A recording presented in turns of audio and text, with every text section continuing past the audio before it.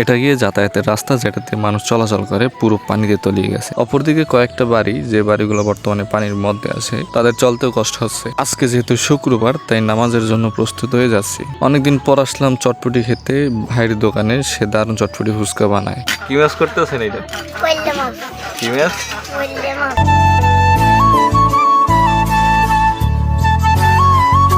আসসালামু আলাইকুম, it's me Rajib, welcome to my daily vlog. আশা করি সকালে ভালো আছেন। আলহামদুলিল্লাহ আমি ভালো আছি বলতে ঠিকই, তবে 4-5 দিন বৃষ্টিতে ঠিকমতো বাইরে বেরোলে না।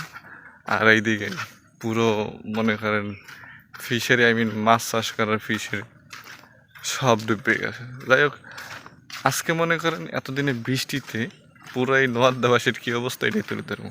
তাই চলুন তাহলে ভিডিওটি শুরুতে। তার আগে বলতেছি, অবশ্যই যারা আমার পেজ এবং ইউটিউব চ্যানেলটি সাবস্ক্রাইব প্লাস ফলো করেননি, তারা অবশ্যই পেজ এবং ইউটিউব চ্যানেলটি সাবস্ক্রাইব প্লাস ফলো করে সাথে থাকবেন। চলুন তাহলে ভিডিওটি শুরু করা যায়। নোয়াদ্দা এলাকার যদি আমি পশ্চিম পাশটার হিসাব করি, তাহলে দেখা যাবে যে যাতায়াতের জন্য যতগুলো রাস্তা ছিল, প্রতিটা রাস্তা এমনকি প্রতিটা দোকানপাট সব তলিয়ে গেছে। এখান থেকে আমি যত দূর অব্দি যাবো, তত দূর অব্দি দেখবেন যে পানিতে পুরো রাস্তা তলিয়ে আছে। আমার ডান পাশে যে জায়গাটা দেখতে পাইতেছেন, ওইটা একটা ধান খেত পুরো পানিতে ডুবে গেছে। ডুবে যাওয়ার কারণে এক পর্যায়ে সবাই মাছ ধরা নিয়ে ব্যস্ত। ওই যে দেখতে পাইতেছেন আমার ভাই, সেও পানিতে নেমে মাছ ধরতেছে, আর এদিকে সবাই। তবে এইসব কোলাগুলো সবই ধান খেত, আর ধান খেত সবই তলাই গেছে। আর এই জায়গা মনে করেন যে যেভাবে পারতেছে সে ওইভাবেই মাছ ধরতে আছে। তবে সামনে অনেকগুলো পুকুর ছিল, যেগুলো বৃষ্টির পানিতে ভরে মাছ বেরিয়ে গেছে। আর আমি 4-5টা হাঁটতেছি আর দেখতেছি যে বর্তমানটা কি অবস্থা। তবে অন্যান্য অঞ্চলে যেভাবে মানুষের ক্ষতি হয়েছে, এরকমটা ক্ষতি এই অঞ্চলে হয়নি। কিছুটা এগিয়ে দেখলাম যে একটা ঘর পানির ভিতরে আছে,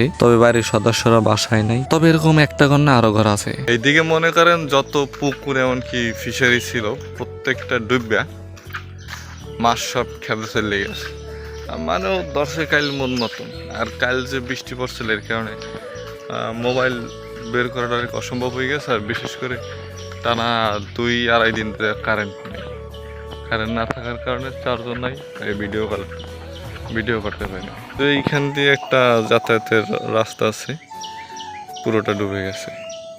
আর এইদিকে যত রাস্তাঘাট ছিল সবই পানিতে তলিয়ে গেছিল। তবে এক রাতের কারণে সব পানি শুকিয়ে রাস্তাঘাট আবার একটু দেখা যাইতেছে। এটা আবার অন্য এক পাশের রাস্তা, যেই রাস্তাটা নিয়ে আমি আরো একটা ব্লগ ভিডিও বানাইছিলাম। এমনকি আমার যেই 55 নম্বর ব্লগটা আছে, ওইটার ভিতরে এই রাস্তার থাম্বনেলও ছিল। তবে যা ভাবছিলাম তাই হয়েছে, যে বৃষ্টির কারণে পুরো রাস্তাঘাট সব তলিয়ে গেছে। আর যেহেতু আজকে শুক্রবার, তো নামাজে তো যেতেই হবে। এইটা হলো গিয়ে মসজিদের রাস্তা। তবে আমি বাসার দিকে বর্তমানে যাইতেছি, নামাজের জন্য প্রস্তুত হয়ে আবার আসা লাগবে এর কারণে। আর এর চাইতেও বড় কষ্টের কথা হলো গিয়ে আপনার, আমি বর্তমানে যে জায়গাতে যাব, পুরো রাস্তাটা এই মাথা থেকে ওই মাথা পর্যন্ত পানিতে তলিয়ে আছে। এখন আমার এইটা পেরিয়ে তারপর যেতে হবে। আসার সময় আমি এইটা পাড়াইয়ে আইছি, তবে যাওয়ার সময় এখন এইটা পাড়াই যাইতে হইতেছে। আবার নামাজ পড়তে যখন নামো, তখন এইটা পাড়াই আবার আসতে হবে। তবে এদিকে যে হঠাৎ করে এত বৃষ্টি হবে, এটা আমার ধারণার বাহিরে ছিল। তবে এত বৃষ্টি হওয়ার কারণে যে পুরো রাস্তাঘাট সব তলিয়ে যাবে, তাও চিন্তা করতে পারিনি। এখান থেকে যাওয়ার সময় প্রতিটা পাড়া হুইসে দেওয়া লাগছে, কেননা যে কোনো জায়গায় গর্ত থাকতেই পারে। আর গর্ত থাকলেই সরাসরি ঠ্যাং যাইবি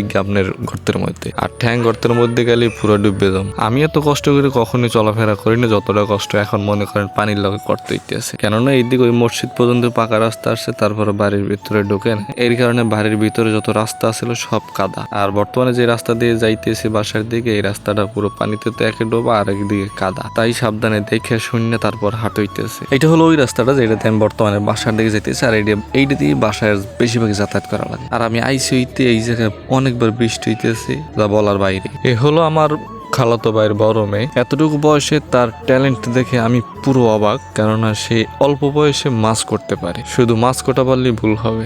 কি মাছ করতেছেন এটা? কি মাছ? সামের দাঁত কই? হ্যাঁ,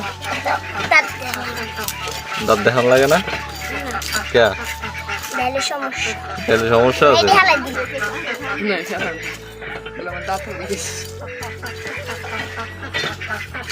বড়ি তো ঠিক মতো দাঁড়াতে না, তো মাছ কি মাছ করবি? তো টুলু ভালো লাগে না, টুলু বলি কি মাছ কাটতে পারবি? হ্যাঁ, টুলু কি মাছ কাটতে পারবি? আর মারতে না পারো? এটা পিস করিলে বিয়ে হয়? এটা দিয়ে এখনো পর্যন্ত আইস যায় না।